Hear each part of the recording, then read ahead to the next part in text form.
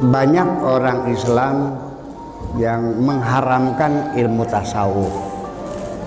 Ya, saya tidak mau berbantah, oke? Karena saya ini orang yang berpaham pluralisme, artinya siap berbeda pendapat dengan siapapun, yang penting kita usah bertengkar.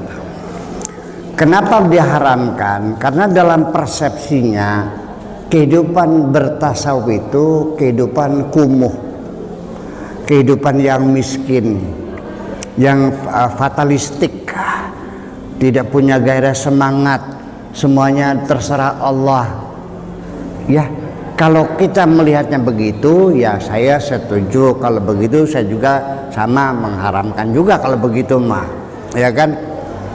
Kemudian satu fenomena yang sering dicatat masyarakat, setiap orang mengklaim hidupnya bercorak tasawuf atau sufi, selalu hidupnya sederhana atau miskin sekali.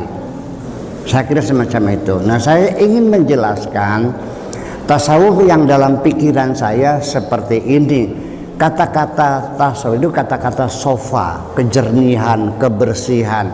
Artinya hati kita yang jernih. Jadi artinya bukan berarti kita orang sufi tidak boleh jadi kaya, tidak boleh usaha, tidak. Pemahaman bagi saya adalah jangan pernah merasa memiliki. Jadi artinya silakan Anda punya harta sebanyak-banyaknya, katakan punya kota Makassar dah, ya katakan nilainya 1.000 triliun umpamanya, nggak ada masalah, dia bisa menjadi sufi ketika hatinya tidak pernah merasa memiliki. Di mana bedanya orang yang sufi dengan orang yang tidak sufi? Sekarang saya mau nanya kepada ibu-ibu sekalian, ketika mobilnya hilang, kecewa nggak Bu? Kecewa. Ketika suaminya berselingkuh, kecewa nggak? Nah, pertanyaan saya, kenapa ibu kecewa mobilnya hilang? Hah? Apa aja?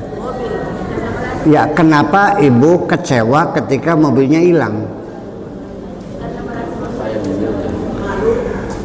Ada yang bilang kreditnya belum selesai. Saya tanya lagi, kalau sudah selesai, lunas, lalu hilang, sedih nggak? Oke.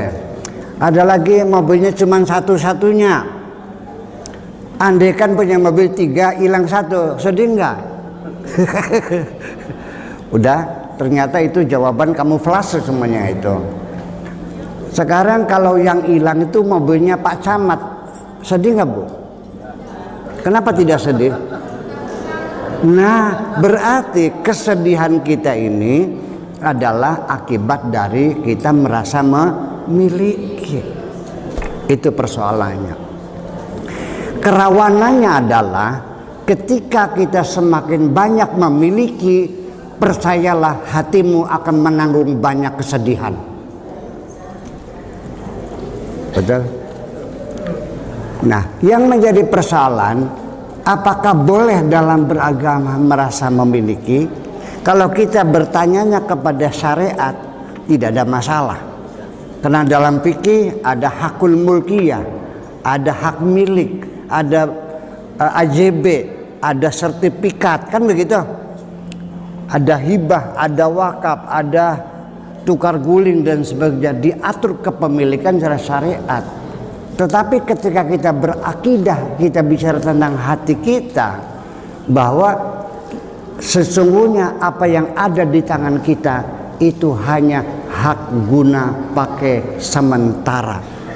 Karena kepemilikan kita ini hanya satu, lillahi ma fis samawati wa ma fil ardi.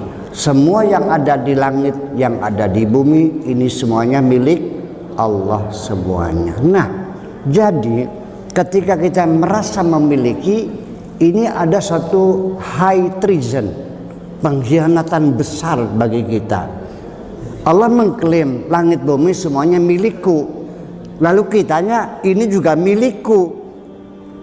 Yang jadi persoalan ketika ada dua pihak mengklaim kepemilikan, berantem nggak? Bertengkar nggak? Dengan siapa engkau bertengkar? Wahai manusia memiliki adalah dengan Tuhanmu. Disitulah persoalannya. Jadi tasawuf itu bukan hidup miskin, tetapi hidup yang nyaman, yang tidak lagi pernah sedih, tidak pernah kecewa, tidak pernah takut. Inna awliya Allah la khaufun alaihim wa lahum yahzanun. Jadi kembali lagi pemahaman tasawuf itu diharamkan. Saya setuju kalau Anda memahaminya tasawuf hidup melarat, hidup miskin dengan malas dan tidak usaha. Betul, saya juga setuju.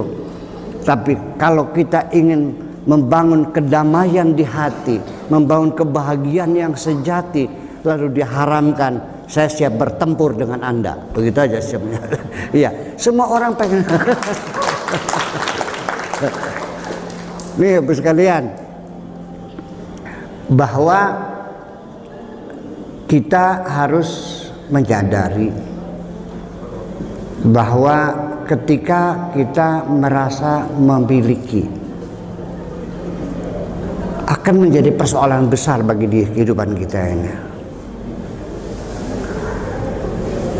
Mobil hilang, sedih. Anak kesayangan mati, nangis. Suami selingkuh, geramnya bukan main. Jadi kesimpulannya, semakin engkau memiliki banyak kekayaan, siap-siap Anda bersedih hati lebih banyak. Di dunia ini ada orang, ini tokoh legendaris bagi saya, namanya Bitarmi. Bitarmi ini adalah seorang perempuan yang tidak pernah bersedih hati ditinggal mati oleh suami. Tahu sebabnya apa? Tidak pernah seumur hidup sedih ditinggal suami. Tahu sebabnya apa? Nggak punya suami. Bitarmi ini tidak pernah marah mobilnya hilang. Tahu sebabnya apa? Karena nggak punya mobil. Bitarmi tidak pernah pingsan di sawah melihat sawahnya dimakan kelowor. Apa sebabnya? Nggak punya sawah. Jadi kalau begitu, siapa yang paling berbahagia di dunia ini adalah orang yang tidak punya apa-apa. Tapi maknanya bukan miskin, semuanya milik Allah. Begitu kita mengatakan semuanya milik Allah, sejak itu engkau menjadi orang yang paling bahagia di dunia ini.